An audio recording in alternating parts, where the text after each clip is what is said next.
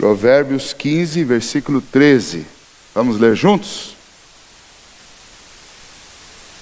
Provérbios 15, versículo 13. Leiamos. O coração alegre aformoseia o rosto, mas com a tristeza do coração o espírito se abate. Vamos orar. Senhor nosso Deus, nos ajude, ó Pai, a extrair da Tua palavra, pela iluminação do Teu Santo Espírito, aqueles ensinos, ó Deus, que são importantes para a nossa vida. Pedimos isso, pedimos que o Senhor nos instrua e nos conduza nesta reflexão, nesta hora, em nome de Jesus. Amém.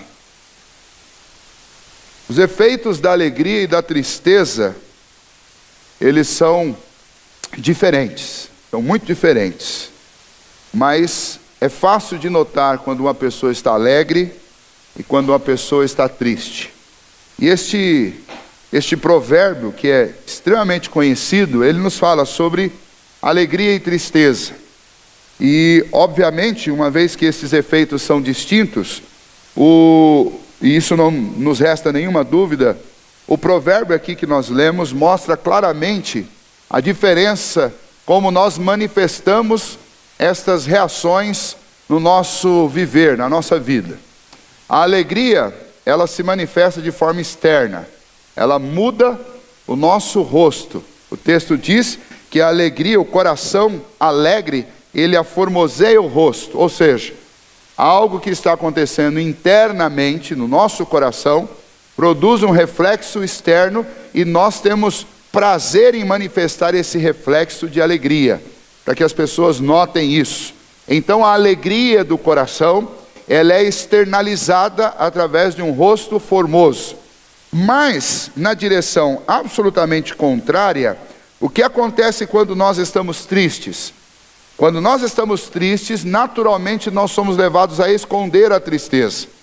E a tristeza, ela vai abater a nossa alma. E talvez você vai tentar manter aquele sorriso e aí ele vai ficar amarelo, né? Ele vai ficar aquele sorriso amarelo, estranho, artificial. Por quê? Porque o que está gerando este sorriso amarelo não é alegria, mas é exatamente a tentativa de esconder a tristeza. Então olha a diferença entre essas duas reações, é isso que o autor de Provérbios está mostrando para nós.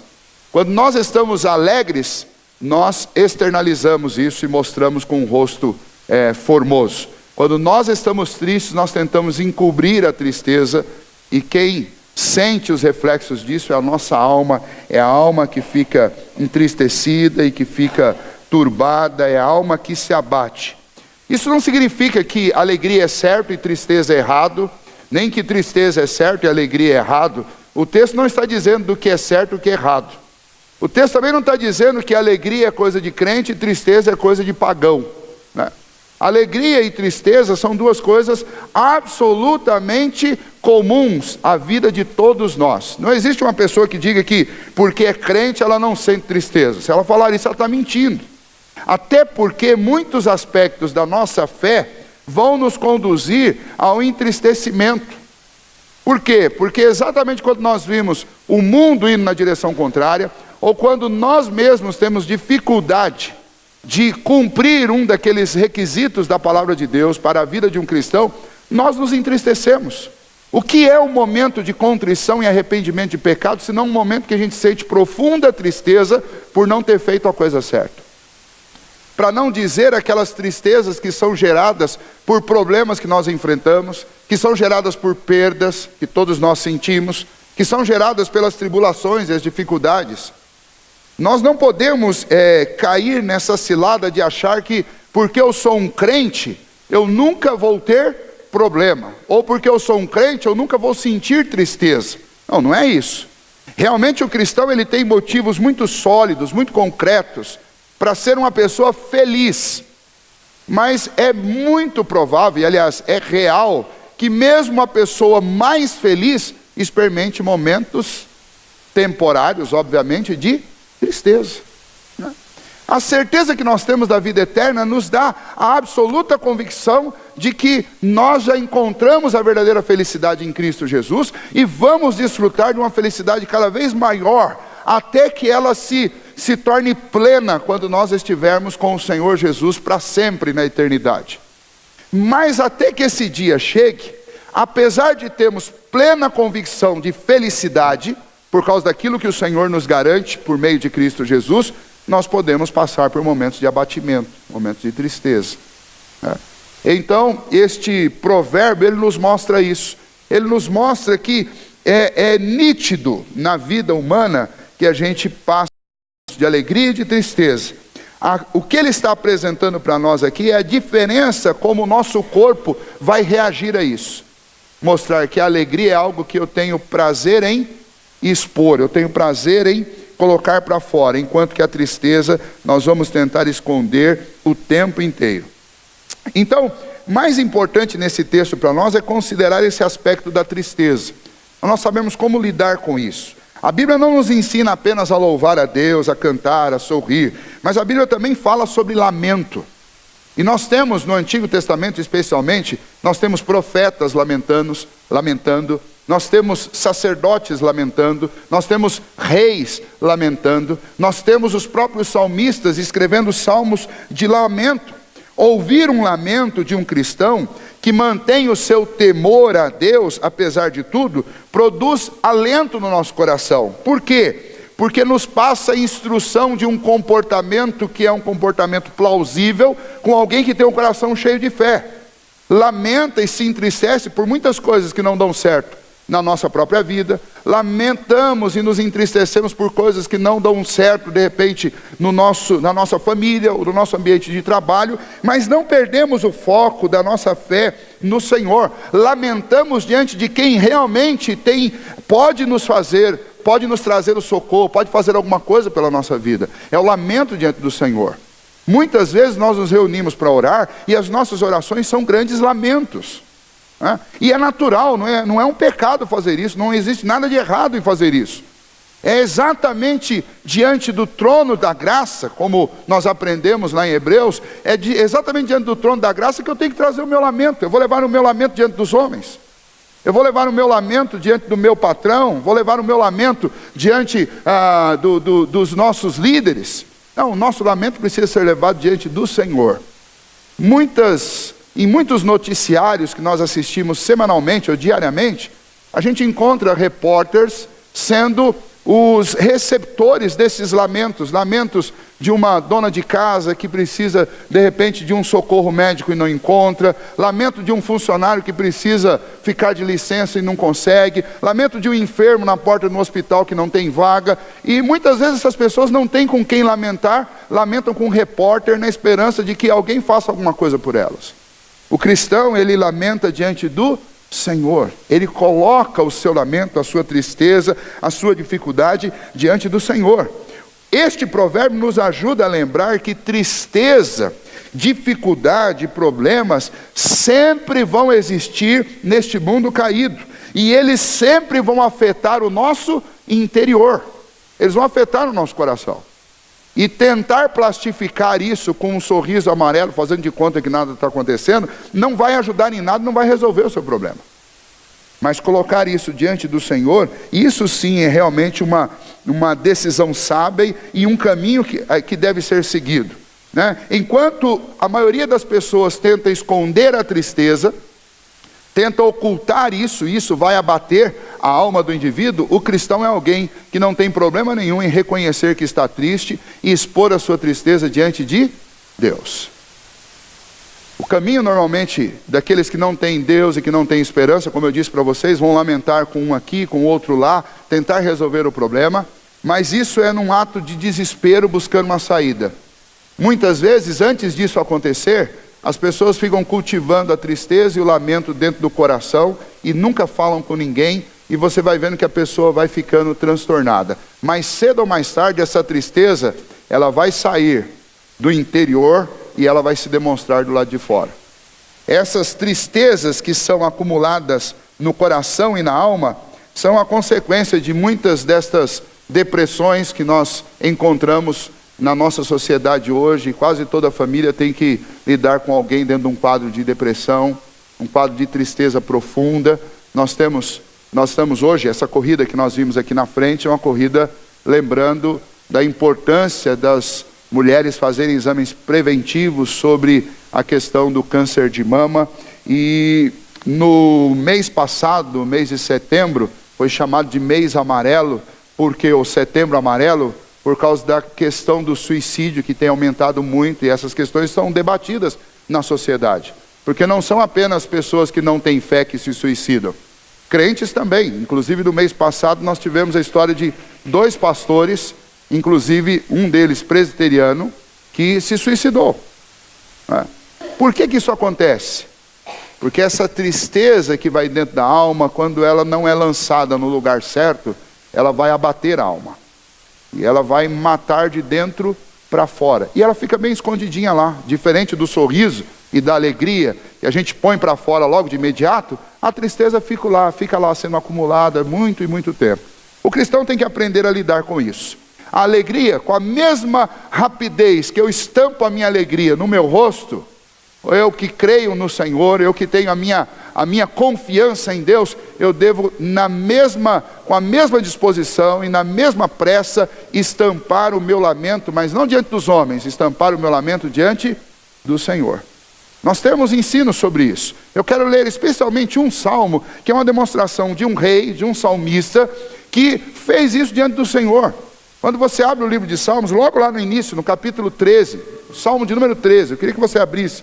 Veja como que Davi expôs a sua tristeza, obviamente diante de Deus, e fez o seu lamento diante do Senhor, sem medo de estar cometendo um pecado, mas tirando aquela tristeza que estava dentro do coração, que podia abater a sua alma, e levando essa tristeza num lugar onde ela podia ser resolvida, que é diante do trono do Senhor. O salmista diz assim, vejam lá, Salmo de número 13, são 6 versículos. Ele começa assim: até quando, Senhor, esquecer-te-ás de mim para sempre?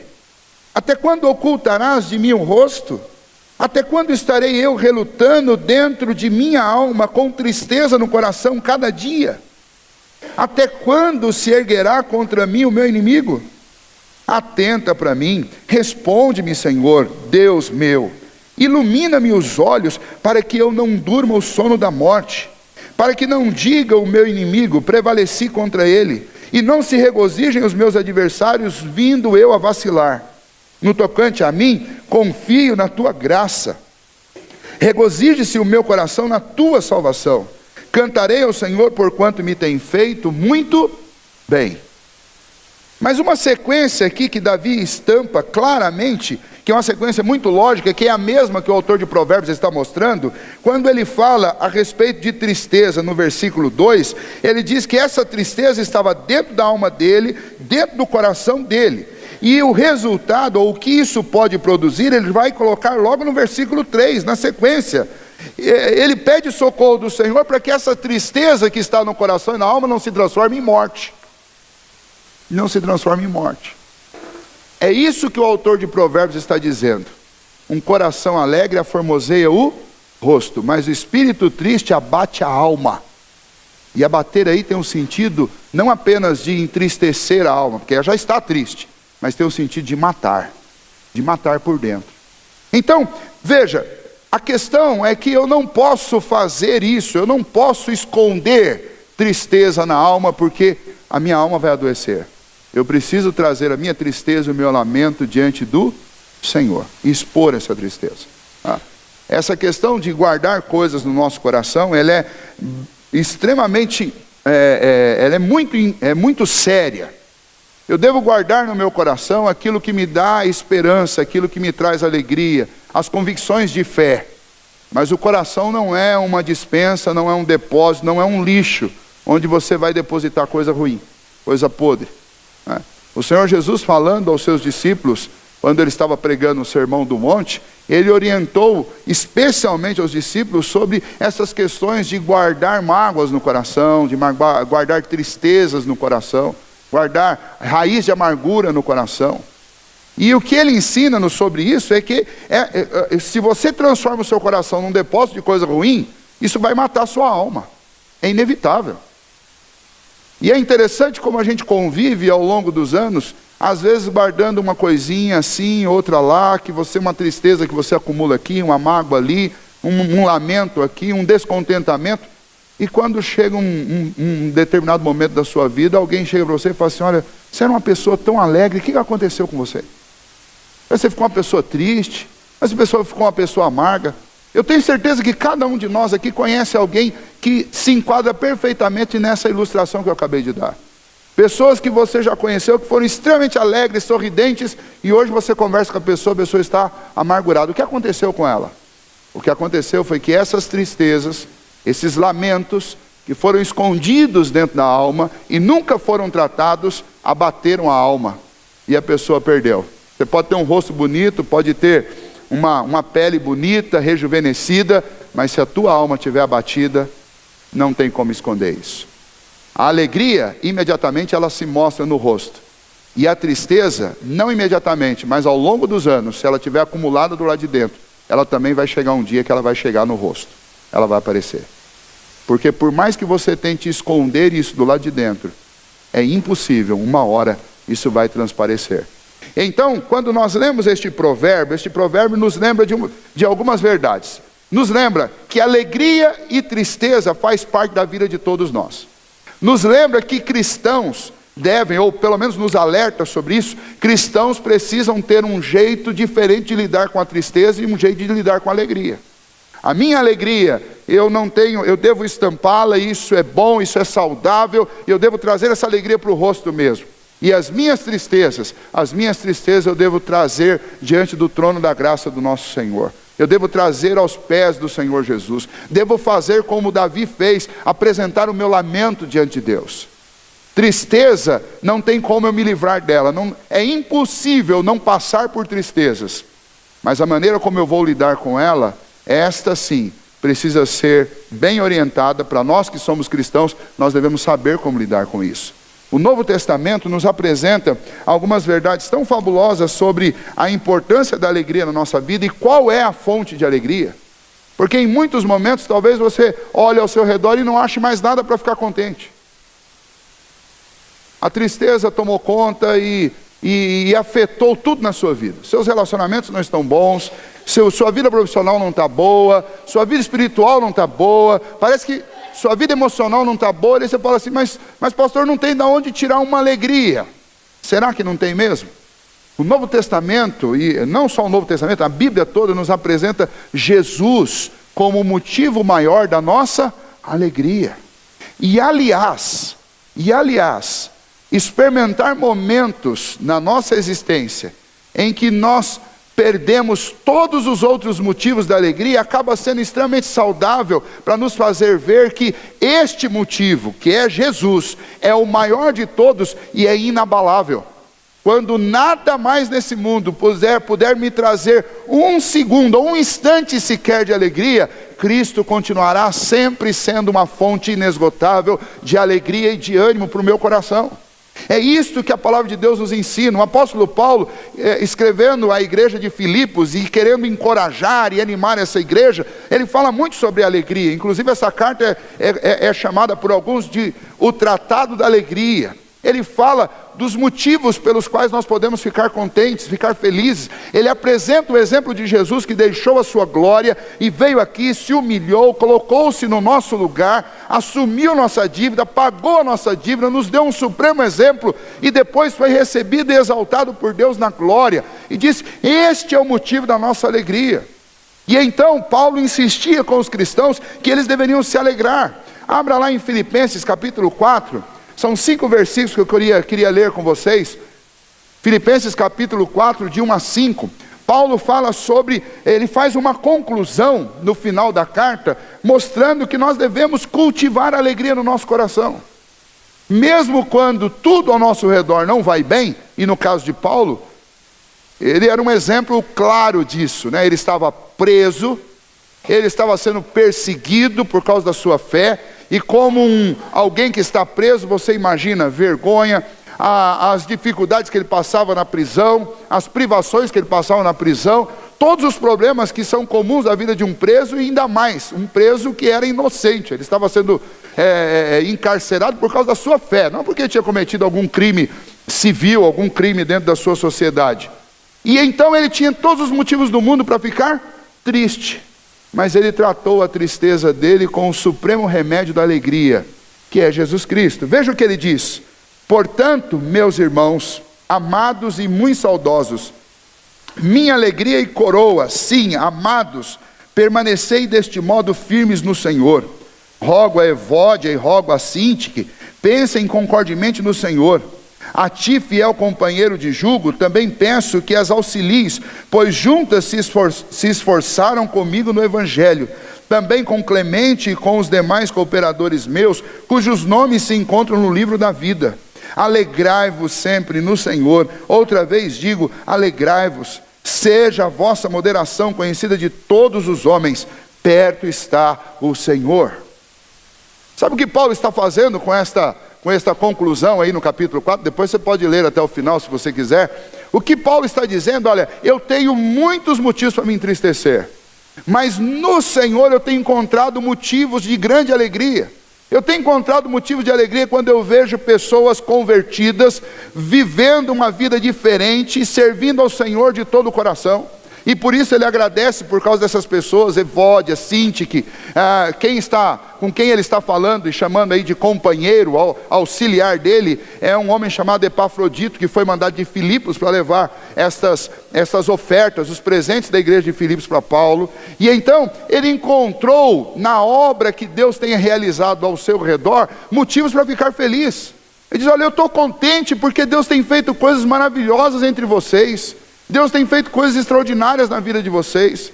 Nós temos a mania de nos alegrarmos apenas com as coisas que Deus faz na nossa vida. Mas uma vez que somos irmãos, somos membros de um mesmo corpo, quando tiver faltando motivo para eu me alegrar com as coisas da minha vida, eu nunca faltará motivo para me alegrar pelas coisas que o Senhor tem feito na vida dos meus irmãos. E a gente sabe que a vida é assim. Um dia alguém está passando por um momento de tranquilidade, de paz, enquanto o outro está enfrentando luta. E quando isso estiver acontecendo, quem está na paz, ore, interceda e ajuda quem está na luta. E quem está na luta, põe os olhos em Cristo Jesus e olha para o que Cristo está fazendo na vida de outros. Ele dá paz. Então, se eu estou passando por isso, sou filho do mesmo Deus, eu só estou passando por isso porque Deus quer. Porque isso vai servir de forma benéfica para a minha vida. Porque o mesmo Deus que abençoa a vida do meu irmão, Ele pode me abençoar. Ele tem poder para fazer infinitamente mais do que tudo quanto pedimos ou pensamos. Então até as minhas lutas, as minhas tribulações e as minhas tristezas cumprem um papel divino na minha vida. Então o cristão, ele entende que a alegria do seu viver, a alegria na sua vida, assim como também a tristeza, elas são instrumentos de Deus. Esses sentimentos são instrumentos de Deus para tratar na nossa vida, para nos dar um descanso, outras vezes nos tratar naqueles problemas que nós precisamos ser tratados. Mas em ambos os casos, nós devemos lembrar que o motivo maior da nossa alegria é o Senhor. É o que o Senhor está fazendo na vida dos outros e é o que o Senhor fez por nós. Por isso Paulo insiste, ele insiste: alegrai-vos sempre no Senhor. Se eu entender isso, eu vou ter sempre um rosto formoso, né, Jó? Jó está lá com o óculos escuro dele, um sorriso no rosto e tal. Quando a gente entende que a nossa alegria é o Senhor, ainda que na vida a gente tenha muitos tropeços, muitas dificuldades e passe por muitos problemas, ainda assim, eu sempre vou ter motivo para andar com o rosto formoso.